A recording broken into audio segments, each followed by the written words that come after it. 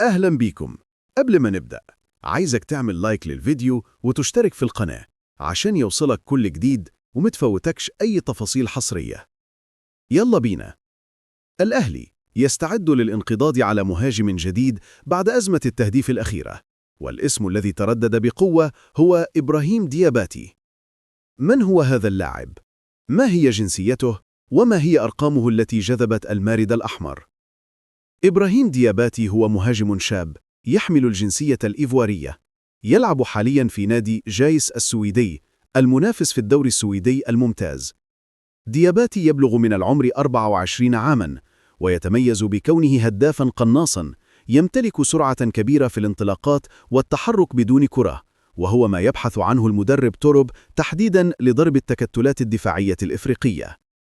دياباتي لفت الأنظار في السويد بفضل معدله التهديفي المذهل، حيث يعد حالياً أحد أبرز هداف الدوري السويدي لهذا الموسم، مسجلاً حتى الآن 14 هدفاً وصانعاً 3 أهداف في 25 مباراة.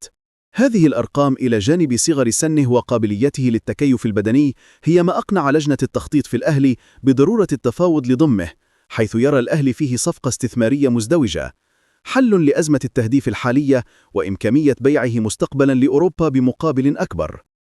لكن هل الصفقة محسومة؟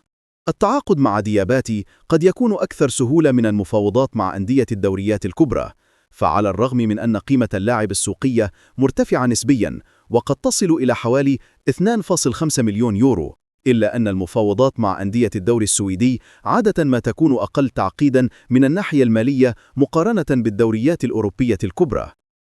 التحدي الأكبر أمام الأهلي الآن هو حسم الصفقة سريعاً قبل تلقي اللاعب عروضاً أوروبية أخرى بعد انتهاء الموسم السويدي، خاصة وأن لديه عقداً يمتد لعامين قادمين مع ناديه الحالي. إذن، إبراهيم دياباتي مهاجم إيفواري هداف من الدوري السويدي. السؤال الأهم الآن لجمهور الأهلي: هل ترى أن خبرة دياباتي في الدوري السويدي كافية لقيادة هجوم الأهلي في دوري أبطال إفريقيا؟ اكتب رأيك وتوقعاتك تحت في التعليقات. وإلى أن نلتقي غدا في حلقة جديدة من فريكورة، نترككم في رعاية الله.